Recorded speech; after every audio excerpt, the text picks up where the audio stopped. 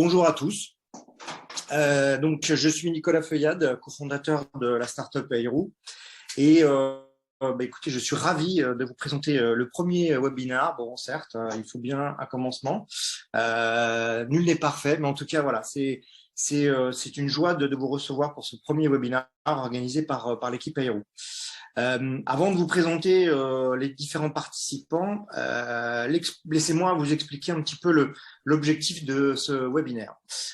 Nous avons choisi donc un thème, bien sûr orienté sur les déplacements professionnels, et nous avons donc invité une personne côté client et une autre personne côté fournisseur, afin de recueillir leur propre vision au travers de leur expérience.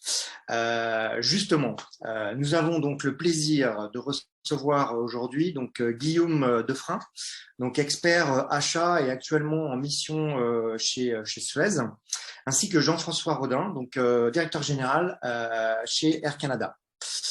En plus, j'ai le plaisir de vous présenter donc mon associé Sandrine Boudji et Julie Tan, membre de l'équipe marketing dirigée donc par Sandrine. Alors, Guillaume, Jean-François, est-ce que en quelques mots, vous pourriez vous présenter un petit peu plus et éventuellement expliquer un petit peu les sociétés que vous représentez aujourd'hui? Alors, je vais laisser la parole. On va commencer par Guillaume. Allons-y. Très bien, bonjour. Est-ce que tout le monde m'entend correctement? Oui. Parfait. Donc, Guillaume Defrein, donc moi je suis expert achat. J'interviens depuis 13 ans dans le monde des achats. Je suis un expert dans tout ce qui est catégorie indirecte. J'ai passé un peu plus de 10 ans dans le groupe Altran et j'ai fait mes classes dans le groupe Airbus pendant près de 3 ans. Je suis maintenant freelance et j'interviens dans différentes entreprises et en ce moment je suis chez Suez. Suez qui aujourd'hui connaît une mutation un peu particulière avec le contexte Veolia, mais Suez aujourd'hui est un acteur tourné résolument vers l'environnement et le déplacement et nécessairement le déplacement. Guillaume, la caméra fonctionne. Il y a la cam. Voilà. Ok. C'est mieux comme ça. Donc, merci pour la technique en tout cas. Donc, aujourd'hui, voilà, j'interviens en tant que Global Category Manager au sein de Suez, donc au niveau groupe, sur la partie travel. Ok. Jean-François? Eh bien, je vais poser la même question que Guillaume. Est-ce que tout le monde m'entend bien et me voit bien? J'ai normalement la caméra qui s'est activée, donc normalement, ça doit fonctionner. Alors, on te confirme. Ouais, on te voit bien et on t'entend bien. Bon, génial, d'accord. Super. Alors, d'abord, un grand merci à Sandrine et Nicolas pour cette opportunité. Donc, je suis Jean-François Rodin, je suis directeur général pour la France d'Air Canada, que j'ai rejoint il y a maintenant bientôt 4 ans. Auparavant, j'ai exercé dans différentes entreprises, souvent dans le transport aérien. Donc, je fais pas toutes les nommer, mais voilà, Malaysia Airlines, American Airlines, et puis une dizaine d'années donc dans une entreprise qui s'appelle Galileo, maintenant connue sous le nom de Travelport. Voilà, donc mon travail au quotidien est de m'assurer que Air Canada est bien représenté auprès des différents acteurs du voyage, que ce soit le loisir, mais également l'affaires, puisque c'est le sujet du jour. Voilà, et donc j'ai une équipe d'une 50aine de personnes partagées entre l'équipe commerciale, opérationnelle et le cargo. Voilà pour ma part. Ok, super. Alors, on va rentrer donc dans le vif du sujet et je commencerai donc dans un premier temps par un échange avec Guillaume et puis après je passerai par Jean-François. Juste pour démarrer, donc un petit rappel sur les deux positionnements que l'on veut comparer aujourd'hui. D'un côté, vous connaissez sûrement le schéma vertical classique composé d'intermédiaires entre le client et le fournisseur. Et de l'autre schéma, et ça va être un peu l'objectif et les sujets que l'on va aborder, c'est le voyageur qui est au centre de l'organisation des déplacements dans son entreprise. Donc, Guillaume, permettez-moi d'abord de vous poser ces questions. Donc, le digital, a-t-il un impact au sein de votre politique de voyage actuellement? Alors oui, il a un impact fort. La politique voyage a été révisée cet été. Et d'ailleurs, elle ne va plus s'appeler politique voyage, elle va s'appeler politique de e-collaboration et déplacement. Ce changement de nom, il est fondamental puisque on a appris à travailler différemment avec la Covid. Donc, on a appris à faire du business, on a appris à utiliser des outils comme Zoom, comme Teams, comme Meet, etc. Et on a vu qu'on pouvait travailler différemment.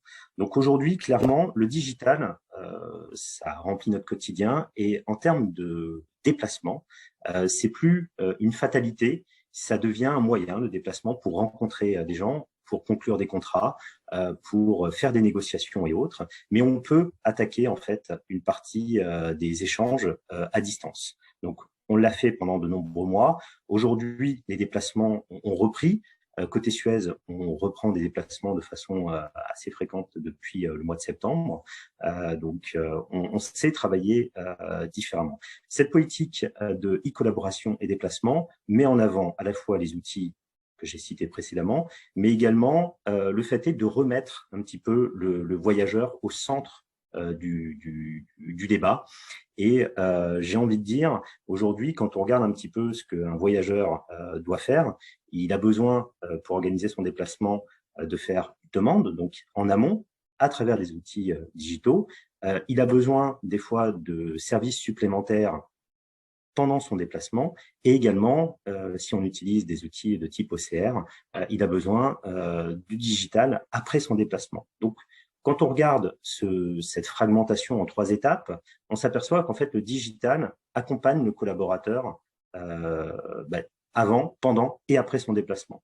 Donc, si on traduit cette vision à travers une politique de déplacement, on comprend que le digital est au centre, vraiment au centre, pour s'assurer qu'en fait, la politique va être bien appliquée.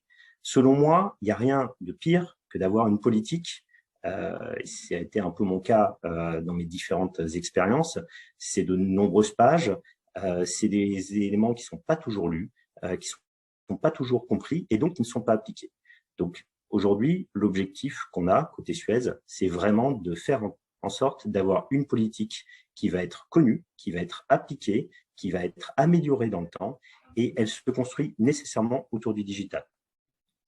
On part du postulat également que le voyageur, en 2022, va peut-être se déplacer moins.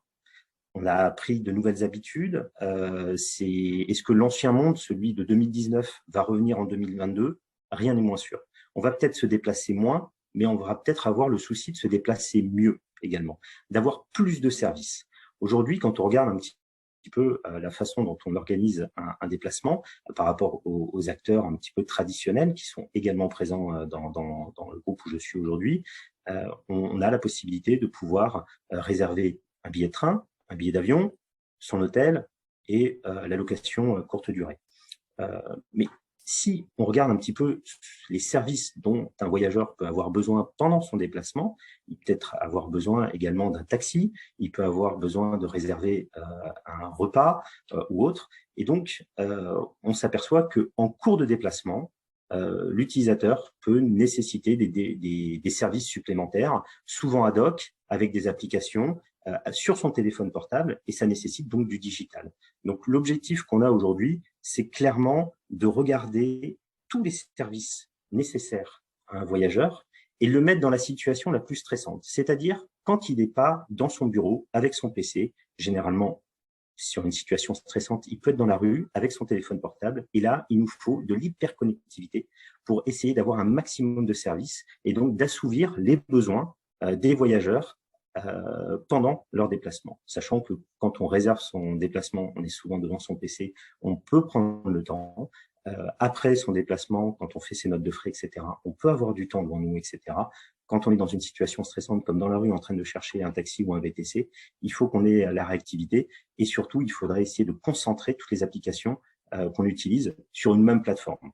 Donc voilà un petit peu la réflexion qu'on a. C'est pas une réflexion full achat, je souhaite quand même le souligner. C'est une réflexion qu'on mène avec les RH, c'est une réflexion qu'on mène aussi avec l'IT pour avoir un discours très homogène et de pouvoir proposer en fait aux collaborateurs demain des solutions un petit peu différentes de ce qu'ils connaissent aujourd'hui. Merci Guillaume déjà pour cette première intervention, première question. Du coup, par rapport à ce que vous venez de dire, comment vous estimez que le marché évolue face à cette montée en puissance du digital? Et j'ai presque envie d'y inclure aussi une autre petite question, c'est du coup, que deviennent les acteurs traditionnels, quoi, si on peut rapidement faire un petit parallèle, quoi. Alors, par rapport le marché est en plein mouvement. Clairement, après la Covid, le marché du voyage d'affaires a été particulièrement impacté. Qu'on regarde le côté hôtelier, qu'on regarde les compagnies aériennes, et Jean-François pourra éventuellement nous en parler. Quand on regarde la partie location courte durée, on a vu qu'il y a eu certains acteurs qui avaient plus qu'un genou à terre.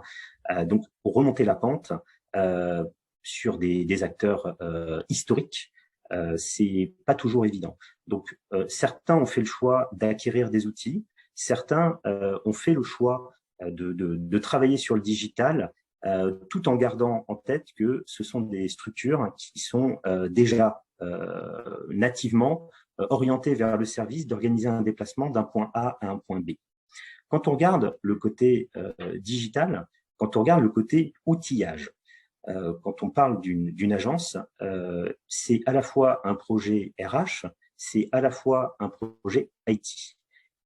Quand on pense à des outils de type KDS, par exemple, qui est assez connu, c'est un outil qui doit être implanté dans les fonctions régaliennes d'une entreprise, encore plus dans un grand groupe, qui va toucher à la fois l'IT, qui va toucher les RH, qui va toucher la finance. Et quand on regarde un petit peu les acteurs traditionnels, ils travaillent à deux vitesses. Ils vont travailler sur comment intégrer, comment capter en fait la politique voyage d'un groupe ou d'une structure et comment la déployer dans les outils. Et après, il y a l'interface. Aujourd'hui, quand on pense digital, il faut penser aussi à cette capacité de pouvoir s'interfacer de façon simple avec les fonctions régaliennes que j'ai citées, et c'est pas toujours évident. Pour avoir travaillé sur plusieurs implémentations d'outils de grands noms, on s'aperçoit que des fois, il y a un décalage entre les deux. Et il est important aujourd'hui de rassurer, le digital capte l'information, la traite, la raffine, sort des datas, sort des KPI, et on peut travailler après sur l'amélioration continue. Mais il faut partir du principe que, et ça c'est ma vision très personnelle, post-Covid, c'est que le digital va révolutionner, le digital va accompagner, va accélérer la mise en place de nouveaux services et surtout, il va être en capacité de pouvoir proposer plus de services.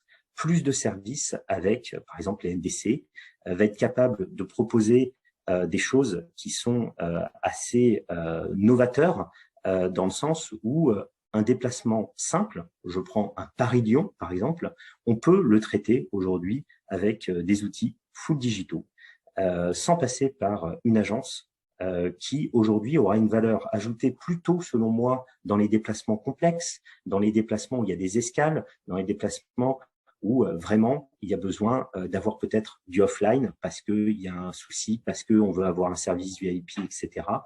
Donc, selon moi, le digital aujourd'hui monte en puissance puisque les NDC arrivent quand même à grands pas. On en parlait avant la crise. La crise a un petit peu gelé et un petit peu mis en retrait cette partie-là. Mais le NDC aujourd'hui va être en capacité de proposer finalement quelque chose qu'on connaît plus ou moins tous à titre personnel.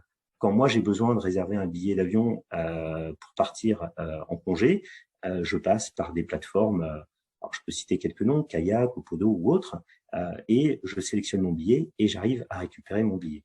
Donc ça, c'est le modèle B2C qu'on connaît à peu près tous, on sait qu'il fonctionne et on passe pas nécessairement à travers une agence qui, elle, aujourd'hui dans le monde professionnel, a la capacité de pouvoir émettre des billets, c'est sa valeur, c'est sa force, mais aujourd'hui, il y a des outils digitaux qui permettent de faire exactement la même chose dans le monde du B2B. Et ça, aujourd'hui, pour moi, sur des déplacements simples, on est en capacité de pouvoir éventuellement le proposer à des collaborateurs pour leur dire, voilà, aujourd'hui, si tu as la capacité de pouvoir te déplacer, faire un Paris-Lyon, tu peux largement utiliser des outils digitaux mis à ta disposition, tout en gardant quand même une agence qui, elle, sera en capacité de gérer, comme je disais tout à l'heure, des services peut-être beaucoup plus VIP, des déplacements complexes avec des escales ou autres. Donc voilà un petit peu aujourd'hui, les deux modèles peuvent travailler ensemble, ils ne vont pas forcément se cannibaliser, ils doivent travailler en parallèle et chacun doit trouver sa place, sachant que le virage pris par certaines agences de renommée mondiale, certains ont investi pendant la Covid sur du développement, etc. D'autres ont fait un peu moins d'update sur leurs outils. Donc, je pense que 2022 peut être une année étalon pour justement vérifier la compatibilité des deux modèles. Le modèle économique, hein, on pourra en parler également si vous le souhaitez, est différent entre des outils digitaux où on sera plutôt sur l'achat de licences plutôt que sur l'achat et sur les fees proposées par les agences. Donc, on est aussi sur des modèles différents sur cet aspect-là qui, sur l'aspect purement achat cette fois-ci, est intéressant de comparer, de regarder la performance que cela peut produire. Petite question qui me vient à l'esprit par rapport aux acteurs traditionnels, je dirais un peu la situation post-Covid. C'est quoi votre sentiment face à un marché qui se consolide? Et là, je parle plutôt dans l'environnement des agences de voyage, à savoir par exemple, Expedia a vendu toute la partie B2B, donc Agencia, à Amex, et que du coup, il y a quand même deux outils qui étaient bien présents sur le marché, à savoir KDS et Traveldoo. C'est quoi votre vision de ça? Comment en tant que client grand compte, comment vous voyez cette consolidation qui s'opère un peu? Bah après, c'est un petit peu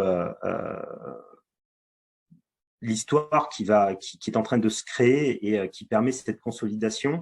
Je pense sincèrement que on est sur des outils qui sont énormes, qui nécessitent des développements, qui nécessitent en tant que client, quand j'ai de demandes à faire, et les outils que vous citez, j'ai comme agence Amex, quand on essaye de demander des améliorations, il faut souvent attendre des releases, il faut souvent être en capacité de patienter un petit peu pour avoir les améliorations, alors que certains de nos besoins peuvent être un petit peu plus urgents. Donc, je pense que aussi travailler avec des outils digitaux et des structures plus petites, mais plus agiles, plus à l'écoute des clients, peut aussi donner une tendance différente et bousculer un petit peu aussi ces grands acteurs. On le sait, hein, et je suis dans une entreprise de 90 000 personnes aujourd'hui, donc faire bouger les lignes, on sait que c'est pas évident, on sait que ça prend du temps, on sait que la taille fait qu'on crée des fois des pas de temps qui sont relativement longs. Et le problème qu'on va avoir, c'est que les voyageurs comparent en plus souvent le modèle qu'ils connaissent en tant que particuliers et ne comprennent pas toujours qu'on leur dise typiquement, telle amélioration ne sera disponible qu'à la fin de tel trimestre parce que c'est dans une roadmap, etc. Donc, les structures qui se consolident, qui deviennent de plus en plus grandes et de plus en plus grosses, vont générer aussi des pas de temps sur les développements ou sur les améliorations qui peuvent, et on le comprend aisément, nécessitent de l'agrégation finalement de la part de nombreux clients avant de lancer les devs, parce que ça coûte de l'argent, parce que ça nécessite des phases de test, etc. Et quand on se tourne vers des acteurs typiquement comme vous, hein, côté Airoo, quand on regarde le temps de développement que vous proposez sur des sprints, vous travaillez en mode agile, donc nécessairement, on a la possibilité d'avoir des outils plus malléables, qui collent à la peau finalement des demandes des voyageurs. Et ça a du sens puisque on reprend le thème finalement de cet échange, c'est de remettre le collaborateur, le voyageur au centre du déplacement. Donc si on fait ça, nécessairement les remontées, on n'est pas sur du top-down, on est sur du bottom-up, on est sur comment assouvir finalement les besoins de nos voyageurs qui, je le répète, risquent de se déplacer moins, mais le souhaitent et souhaitera se déplacer dans de meilleures conditions. Donc, il faut impérativement qu'on soit à l'écoute des voyageurs et qu'on ait du reporting quasi en temps réel pour pouvoir traiter ce genre d'éléments et d'améliorer en permanence un secteur qui a été sinistré. Et je le répète, 2022 sera une année étalon. Donc, c'est une année sur laquelle beaucoup de choses peuvent se reposer vis-à-vis du voyage. Et si on a la capacité de pouvoir tenir un petit peu des éléments de ce qu'on va appeler un cahier des charges, des besoins, il faut être en capacité de pouvoir les injecter dès maintenant. Je pense que si on le fait trop tard, on aura des outils avec des améliorations qui venant des grands noms, seront peut-être développés en 2023. Mais en ce qui me concerne, j'ai à cœur de proposer tout de suite des nouvelles solutions au niveau des collaborateurs parce que c'est une vraie demande. Donc aujourd'hui, voilà pourquoi entre votre question qui parle de la consolidation des grands noms, je pense que ça va créer de l'inertie supplémentaire. Et donc, je regarde des solutions telles que la vôtre pour pouvoir proposer quelque chose de différent et auprès des voyageurs. Justement, c'est la transition parfaite parce que la dernière question que j'allais vous poser, juste une petite parenthèse, donc il y a certains commentaires qui commencent à arriver, des questions, donc pas de souci, on va prendre le temps de les traiter dans la dernière partie, donc rassurez-vous et n'hésitez pas à continuer à poser des questions ou des commentaires, c'est toujours intéressant parce que c'est vraiment l'objectif de ce webinaire, c'est d'échanger avec vous et de ne pas avoir un monologue de notre part en tant que startup qui propose une solution, c'est vraiment de donner la parole aussi bien côté client que côté fournisseur, parce que c'est vraiment notre philosophie. Alors, Guillaume, la dernière justement, vous en avez plus ou moins parlé, c'est pourquoi faire confiance justement à une startup comme Airoo plutôt qu'un autre acteur émergent, par exemple. Alors, pour répondre à cette question, je vais évoquer 4 éléments. Déjà, vous êtes nativement tourné vers le digital. Pour moi, c'est clé. Quand je regarde tous les problèmes qui me sont remontés du terrain, des problèmes d'affichage, des problèmes de paramétrage, des problèmes où finalement il faut avoir la main sur les outils. Quand je passe par un grand nom, j'ai un Key Account Manager, j'ai rarement accès à l'outil aux personnes qui ont les mains, excusez-moi de l'expression, mais dans le cambouis par rapport à l'outil. Je sais que si je m'adresse à une société qui est nativement tournée vers le digital, entre guillemets, votre fonds de commerce, c'est votre outil. Donc, vous avez la capacité d'interagir dessus et finalement, votre outil devient central et permet un déplacement d'un point A à un point B, alors que les acteurs traditionnels sont tournés, comme je disais tout à l'heure, d'organiser un déplacement d'un point A à un point B et de venir avec du support sur un outil. Donc en fait, c'est le cheminement inverse que vous proposez et c'est un cheminement qui, en plus de ça, quand j'essaye de travailler sur du TCO global, j'ai la possibilité de pouvoir travailler avec vous sur cette partie-là. Un élément très important, l'empreinte carbone. L'empreinte carbone, il y a des outils qui existent sur le marché. De plus en plus d'acteurs permettent de pouvoir déceler finalement leur impact sur l'environnement. Vous avez la capacité d'agréger. Aujourd'hui, c'est des éléments où, de mon côté, sur les acteurs beaucoup plus traditionnels, je suis obligé de compiler un certain nombre de bases de données.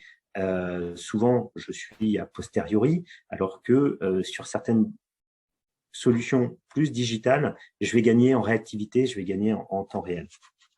Donc, pourquoi plus vous qu'un autre finalement, parce que vous avez vis-à-vis de votre outil, vous êtes clairement tourné vers le digital et ça, pour moi, ça a plus que de la valeur.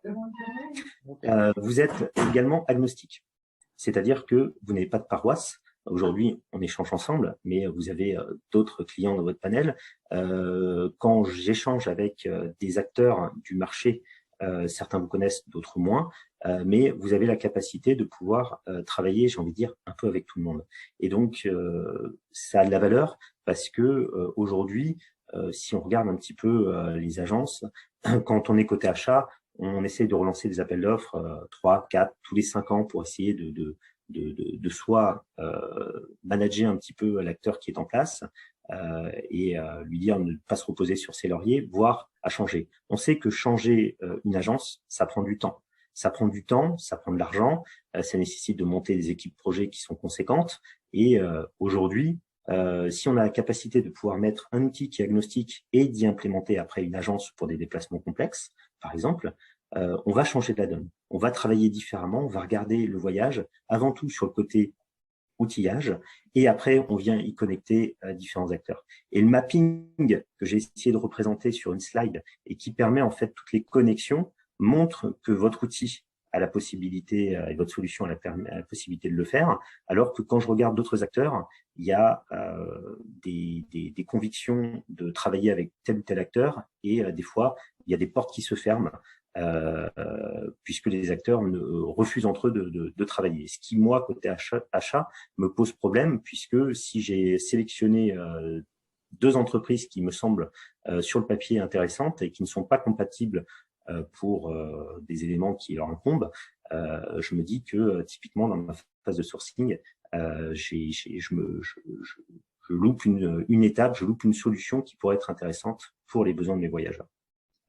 On parlait tout à l'heure du modèle économique. Vous proposez un mode économique complètement différent, tourné vers le coût d'utilisation à la licence, qui est différent des fees. Donc ça, nécessairement, côté achat, quand on calcule votre solution en termes de ROI, il y a des impacts bénéfiques rapides, on va dire, pour pas dire immédiats, rapides.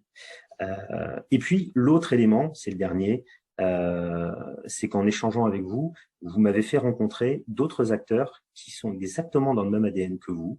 Je pense à Carbooker, par exemple, que je trouve séduisant dans leur approche, qui propose finalement une place de marché pour la LCD. Et on sent que vous avez créé des liens avec tout un écosystème compatible finalement avec votre philosophie, mais aussi avec vos outils. Et donc de pouvoir rebondir en fait et de recréer un écosystème qui est différent de celui qu'on connaît, qu'on a mis en place X fois dans notre carrière. Déjà, c'est intéressant sur le plan purement intellectuel et je suis intimement persuadé que ça donnera le change également auprès de nos voyageurs qui viendront tester cette solution et qui, je pense, peut se faire une place au soleil dans un futur relativement proche. Très bien. Merci Guillaume, en tout cas pour cette intervention. Je pense que ça a été très riche pour les participants. On reviendra vers vous pour les différents remarques. Il y a une personne qui a fait une remarque et puis il y a quelques questions. Je vais donner la main donc à Jean-François. Donc Jean-François, si vous êtes là. Je suis là. Bon, très bien. Alors, on va rentrer dans un détail qui a été évoqué d'ailleurs par Guillaume, c'est effectivement la norme NDC. Et la première question que j'aimerais vous poser, c'est justement comment la norme NDC peut être une des réponses au besoin de repositionner justement ce voyageur au centre de l'organisation des déplacements. Et j'ai envie de vous poser juste cette petite question, parce que je pense que certains, même si on en parle depuis des années, tout le monde n'est peut-être pas forcément fait, mais vu côté airline, d'avoir juste d'expliquer en quelques mots les différences entre un NDC et concrètement le GDS, quoi, si on peut. Absolument. Très bien, c'est effectivement le bon point de départ. En fait, les compagnies aériennes, alors je ne vais pas faire une généralité, mais les problématiques que Air Canada rencontre aujourd'hui, elles sont communes à beaucoup de compagnies aériennes, Air France, je ne vais pas toutes les nommer. On est dans la situation d'un industriel qui a développé depuis des années une multitude de produits, une multitude de services, et qui est souvent dans l'incapacité de distribuer de façon efficace ces produits. C'est comme si voilà, j'étais Coca-Cola, j'ai une gamme de produits différents, j'ai du light, du sans sucre, du cherry, et je m'adresse à Carrefour, et puis Carrefour me dit, sur le linéaire, tu pourras mettre que la bouteille qui fait ce format-là, etc. Et tu pourras pas mettre tes canettes. Voilà. Donc on est aujourd'hui dans cette situation. Je peux prendre une autre image, c'est celle de, par exemple, d'Amazon. Si vous allez aujourd'hui acheter un téléphone sur Amazon, inévitablement, vous allez avoir possibilité de voir votre produit, de zoomer, de le faire tourner dans un environnement 3D. Si vous sélectionnez le produit, on va vous proposer immédiatement un certain nombre de produits connexes, le casque qui va bien, la vitre protectrice. Bon, tout ça, c'est aujourd'hui quelque chose auquel nous, les compagnies aériennes, nous ne pouvons pas accéder. Nous, finalement, nous ne pouvons distribuer relativement facilement qu'un tarif, une réservation de siège et puis des horaires. Voilà, c'est trois fondamentaux qui ont fait notre succès, qui ont fait que les entreprises, les voyageurs ont pu réserver facilement depuis des décennies. Cette façon de communiquer, de proposer n'a pas évolué. Alors, on peut rappeler qui aujourd'hui distribue, enfin permet de connecter les voyageurs, les entreprises aux compagnies aériennes. Ce sont les GDS, hein, donc Amadeus, Galileo, Travelport maintenant, Sabre. Donc pendant des décennies, ils ont assuré notre distribution en mettant des serveurs, des tuyaux. Alors je vulgarise un petit peu, hein, désolé, mais grosso modo, c'est voilà l'architecture qu'ils mettaient à notre disposition, qu'ils mettent encore à notre disposition. Alors, c'est extrêmement efficace, c'est extrêmement sécurisé, mais c'est extrêmement pauvre, hein. Ce sont souvent des caractères. Et nous, quand on a besoin, par exemple, de communiquer des détails sur notre siège classe affaires, sur notre salon, quand on veut mettre de la vidéo, quand on toute une multitude de choses qui sont du standard, hein, dans n'importe quelle industrie. Maintenant, vous pouvez présenter votre produit. Nous sommes dans l'incapacité de le faire. Alors, certains nous ont souvent reproché, nous les compagnies aériennes, de chercher au travers de cette norme NDC, de chercher à d'abord mettre la pression sur nos distributeurs. Nos distributeurs, c'est dans l'occurrence les GDS, une sorte d'oligopole, on peut le dire, et puis moins de chercher à distribuer, offrir de nouveaux services. Et c'est vraiment tout l'inverse, hein. Aujourd'hui, notre focus quotidien, c'est pouvoir proposer plus de services à nos clients, aux voyageurs. Pourquoi ? Parce que simplement, nous sommes sur la donnée tarifaire brute, hein, le prix d'un aller-retour classe affaires Paris-Montréal ou Paris-New York, souvent dans la capacité d'augmenter notre prix. Il y a une élasticité prix d'abord, et puis nos concurrents sont bien présents. Donc, si on veut chercher aujourd'hui des sources de revenus additionnels, c'est sur les options.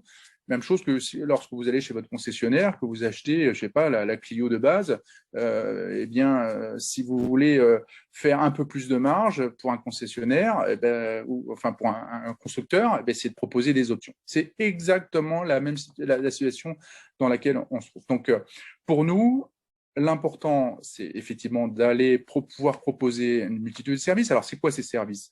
C'est simplement, par exemple, l'accès Wi-Fi dans les avions, qui est maintenant quasiment un standard pour tous les transporteurs globaux. C'est l'accès salon, c'est par exemple des repas améliorés. Alors, c'est quelque chose qui existe depuis longtemps, mais qu'on n'est pas dans la capacité de pouvoir réserver, proposer facilement. Il faut souvent appeler un call center. Il y a des process d'automatisation qui sont manquants. Voilà. Donc, aujourd'hui, notre intérêt, c'est de pouvoir proposer tous ces services dans l'optique d'augmenter nos revenus, nos marges. Et puis, tu l'as dit, Nicolas, c'est avant tout aussi répondre à la demande. C'est-à-dire qu'il y a des gens aujourd'hui qui ne veulent pas forcément voyager en classe affaires ou qui n'ont pas le budget, mais qui ont le budget pour une Eco Premium, mais qui veulent avoir un accès salon, qui veulent avoir un fast track. Donc, excusez-moi, j'utilise beaucoup de termes en anglophone, mais voilà, donc ces passages prioritaires dans les aéroports. Voilà. Tout ça, aujourd'hui, on est dans l'incapacité de le commercialiser facilement. Alors, le NDC, c'est un sujet dont on parle depuis des années, hein, et ça reste encore peu usité, surtout dans le voyage d'affaires. Les grandes structures, donc les SBT, les OBT, les TMC n'ont pas forcément fait tous les développements pour nous permettre de proposer ces services donc aux voyageurs et aux entreprises. Donc, on est dans cette situation qui est une situation qui est assez frustrante, il faut le reconnaître, hein. Alors, je ne dis pas que les acteurs du voyage d'affaires n'ont pas compris qu'il y avait des besoins et qu'il fallait y répondre, hein, mais aujourd'hui, force est de constater que peu de développements ont été entrepris. Je vous mets au défi de pouvoir réserver un accès Wi-Fi sur un SBT, quel qu'il soit. Aujourd'hui, c'est impossible. Et donc, voilà, dans la situation aujourd'hui dans laquelle on se trouve, nous, transporteurs. Je mets en avant également un un intérêt très important du NDC. Vous connaissez un petit peu le mode de fonctionnement des compagnies aériennes. Hein. Un avion, il est saucissonné avec plusieurs classes et puis à chaque classe correspond un tarif. Et vous avez vu souvent que on peut passer je vais prendre un exemple, hein, mais d'un tarif à 200 € et la classe suivante, c'est 400 €. Entre 200 et 400, nous sommes dans l'incapacité de proposer une granularité plus importante. Et c'est pas notre souhait aujourd'hui de passer de 200 à 400, à 600, à 800. On se contenterait bien de pouvoir proposer plusieurs strates tarifaires entre ces deux-là. Dans la situation aujourd'hui qu'est notre distribution via les GDS, c'est impossible. NDC va nous permettre d'offrir cette granularité qui correspond aux besoins des entreprises et puis donc aux souhaits des voyageurs. Voilà. Donc, je ne sais pas si j'ai été très. Voilà. En tout cas, c'est les problématiques majeures qui se posent à nous. Et pour être totalement transparent, on n'imagine pas que ces problématiques-là, on va pouvoir y répondre de façon concrète en tout cas, les partenaires avec qui on travaille vont pouvoir y répondre dans les prochains mois. Donc, on regarde toutes les solutions qui sont sur le marché, y compris des gens comme vous, Héroux, qui peuvent répondre qui peuvent nous apporter cette distribution que nous n'avons pas, en tout cas que nous ne pouvons pas avoir immédiatement via les partenaires traditionnels avec lesquels on travaille depuis des années. Voilà. Et ça, c'est aujourd'hui un des enseignements de cette crise que nous avons vécue. Voilà. Je ne vais pas dire qu'il faut être un peu plus radical dans nos actions, mais en tout cas, là où on avait le temps, un peu plus de temps, maintenant, nous ne l'avons plus. Et donc, il faut trouver des solutions immédiates. Voilà.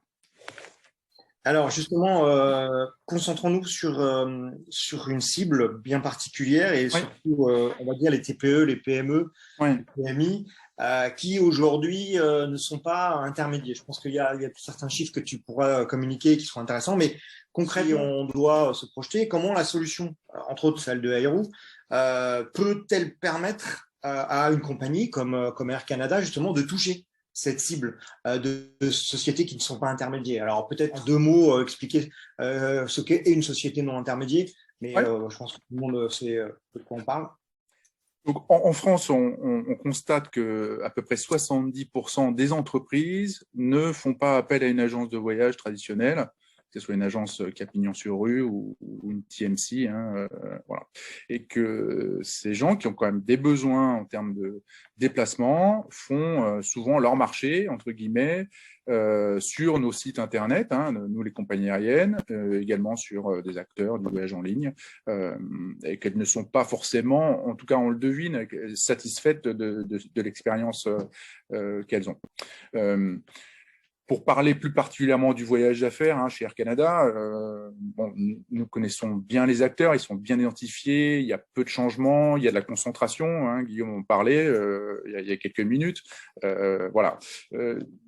On connaît les grands donneurs d'ordre. Aujourd'hui, on a une cible, c'est PME, PMI, auxquelles on n'a jamais pu proposer clairement nos services. Alors, on sait qu'ils les achètent chez nous, mais on ne sait pas comment, où et comment leur parler. Et donc, Héroux est aujourd'hui une solution qui nous paraît extrêmement intéressante d'explorer pour pouvoir proposer nos services. Alors, on peut parler de souvent ce que aujourd'hui une entreprise nous demande, c'est des remises tarifaires, en tout cas des réductions. On a distribué pendant de nombreuses années, et on continue de le faire, des tarifs négociés. C'était la première valeur ajoutée qu'un acteur du voyage d'affaires proposait à ses clients sociétés, donc sa capacité à négocier des tarifs réduits auprès des compagnies aériennes.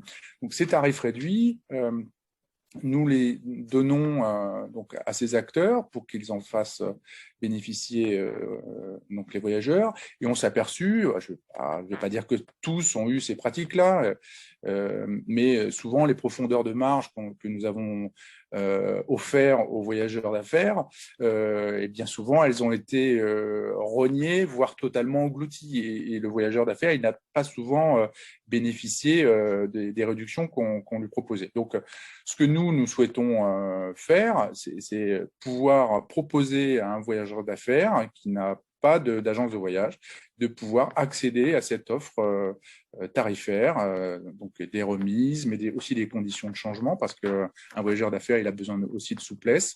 Et puis, je reviens à la question précédente, de pouvoir lui proposer un accès Wi-Fi, un accès salon, des repas améliorés, tout ce qu'aujourd'hui, on n'est pas en mesure de pouvoir proposer via les acteurs de voyage d'affaires, via et leurs outils, hein, donc les SBT, voilà, Travel2, KDS, voilà.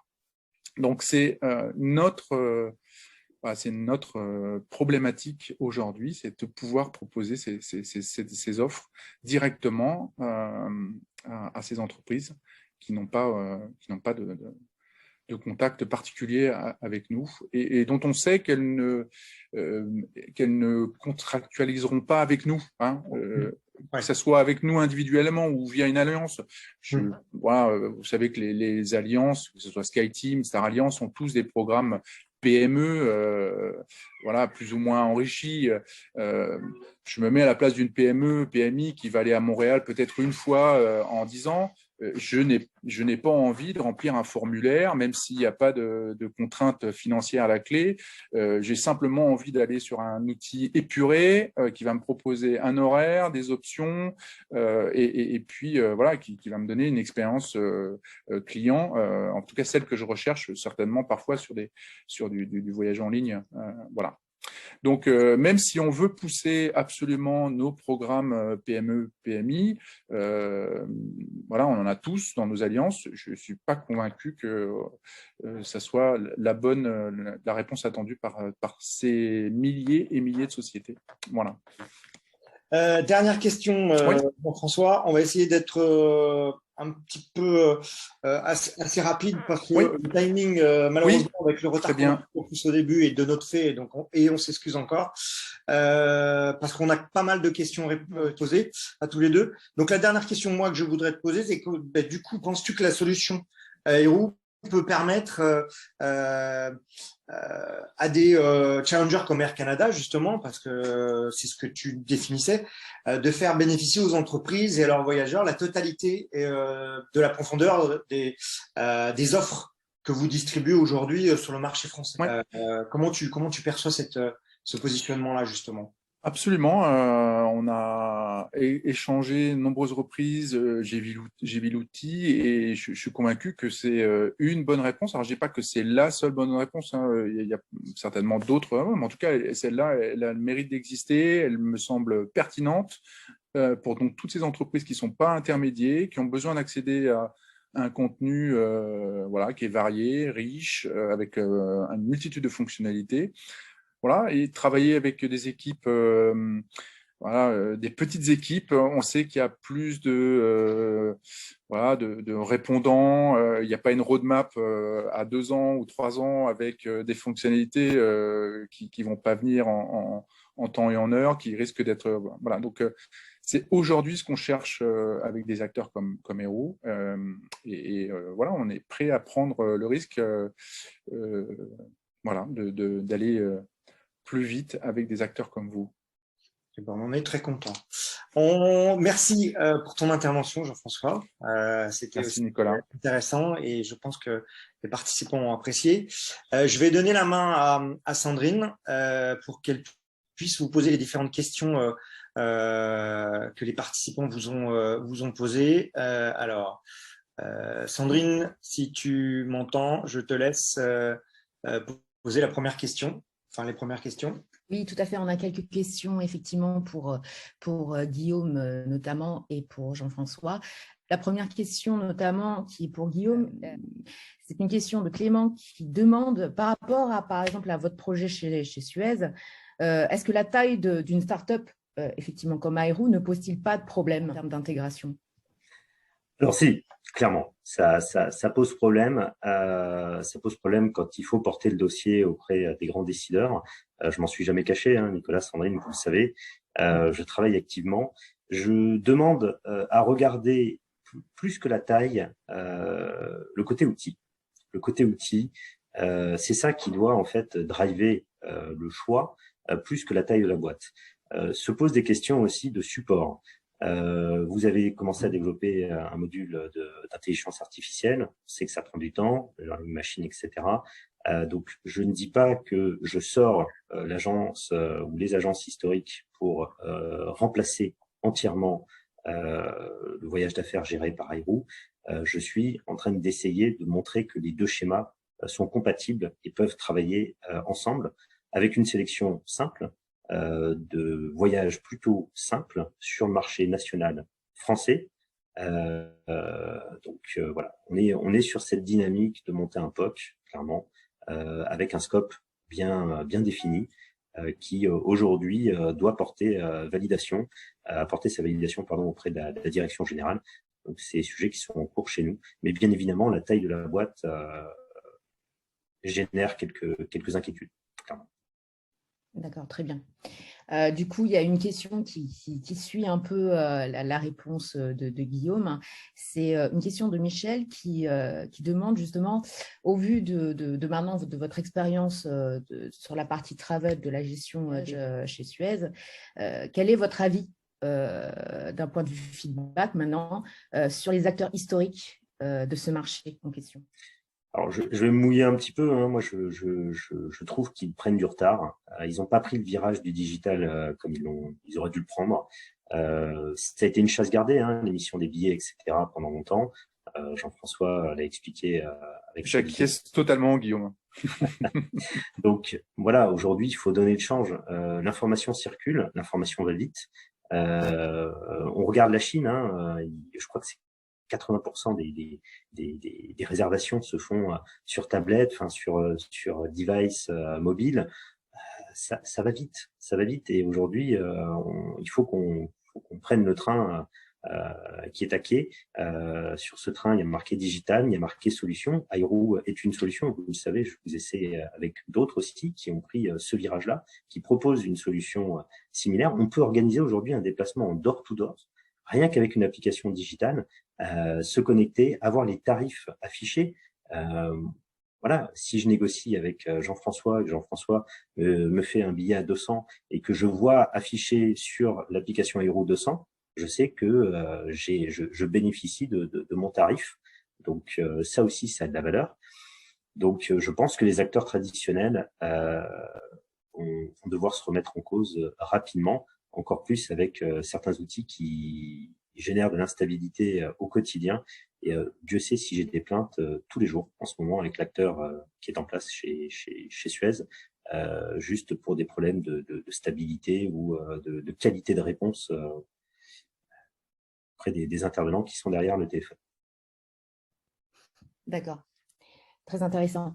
J'ai une question pour Jean-François de la part effectivement encore de Clément. Que pensez-vous des attaques fréquentes sur le trafic aérien par rapport au train concernant justement l'impact écologique qui est un sujet d'actualité avec tout ce qui concerne l'impact carbone et tout ce qui s'ensuit?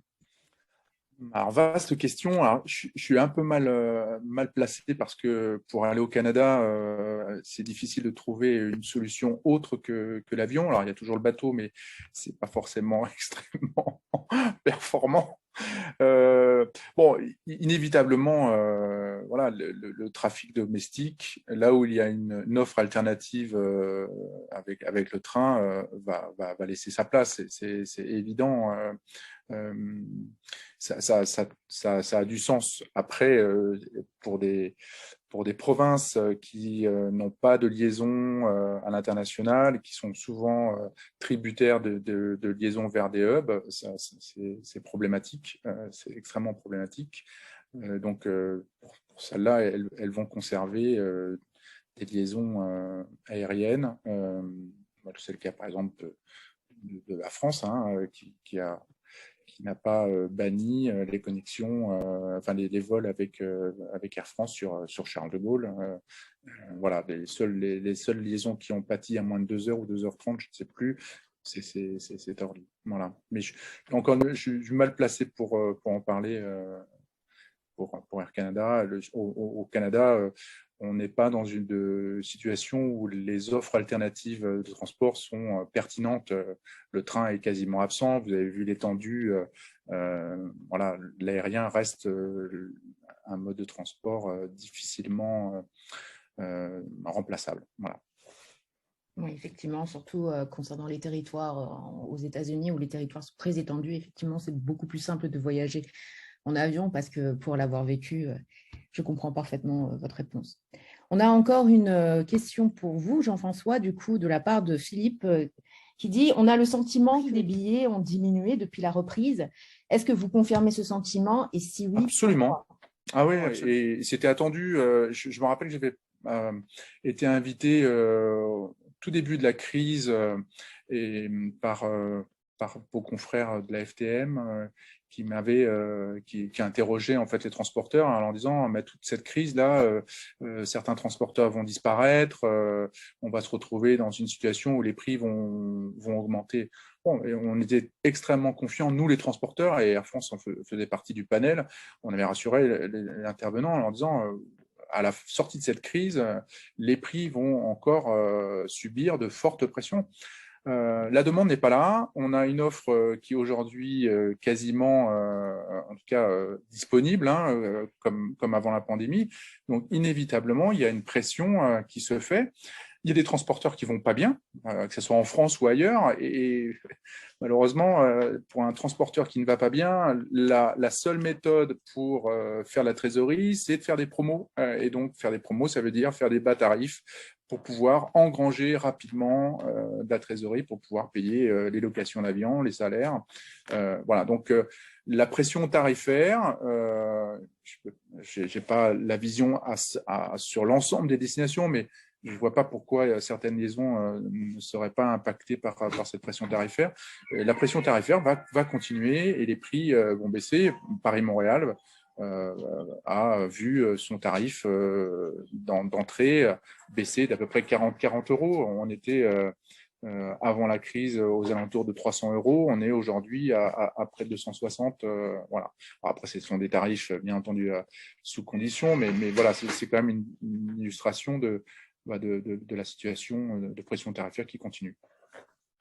On arrive à la fin du webinaire. Je pense qu'il restait quelques questions encore, donc on essaiera oui, tout à fait. On peut notamment poser une dernière question pour Guillaume, justement de Véronique, qui demande quelle est là où les premières étapes pour passer d'une organisation centrée sur l'entreprise à celle centrée sur le voyageur. Pour moi, la première étape, celle qui est clé, c'est de créer une équipe cœur. Quand je dis équipe cœur, c'est d'embarquer tout le monde. Quand on fait ce changement, cette transition, il faut qu'on embarque l'IT, il faut qu'on embarque les RH, il faut qu'on embarque tout le monde pour éviter les vétos. Les travel managers, bien évidemment. Donc, ça nécessite de la coordination et de véhiculer le même message par différents canaux. Quand aujourd'hui, je dis politique de e-collaboration et déplacement, je ne peux pas dire à mes voyageurs, potentiellement, vous vous déplacerez moins. Et si je suis pas raccord avec l'IT pour leur proposer des outils qui fonctionnent, en fait, je vais avoir un retour de flamme qui va être très négatif. Donc, pour moi, la première étape, c'est d'aligner toutes les fonctions qui doivent véhiculer ce message. Donc, voilà, de façon simple et concise, voilà la première étape que j'ai faite et qui aujourd'hui me laisse espérer un déploiement de cette nouvelle politique. Le groupe Suez est en pleine mutation. Il me manque juste la ratification du nouveau DRH. Très bien. On a encore quelques questions, mais je pense qu'on va dépasser un peu l'heure du webinaire. Donc, ce qu'on va faire, c'est que Julie, ici présente, va rassembler toutes les questions que tous les participants ont posées à nos invités. Et nous allons répondre aussi nettement que possible dans le contenu. Nous allons vous envoyer effectivement tout le webinaire enregistré sur notre site web aero.com, mais aussi sur notre réseau social YouTube. Donc, n'hésitez pas, vous aurez un feedback par rapport à ça et toute la présentation que Julie a mis en place pour ce webinaire. Okay. Nicolas, je te redonne la main pour le coup parce que c'est toi qui l'hôte. Très bien. Déjà, on tient à remercier donc Guillaume et Jean-François pour leur présence et leur participation. Vos interventions sont vraiment très intéressantes. Il y a une vision et un avis aussi bien d'un côté comme de l'autre, et je pense que ça ne peut qu'être intéressant et constructif, et pas uniquement être directif ou absolument forcer les choses sur un axe plus qu'un autre. Mais en tout cas, voilà, il y a une réalité aujourd'hui qui est celle qu'on a essayé de mettre en avant sur ce webinaire. Donc, on n'hésitera pas à organiser de nouveau cette opération. Et on essaiera d'être meilleur au début, cette fois-ci. Et puis, écoutez, merci en tout cas pour votre présence.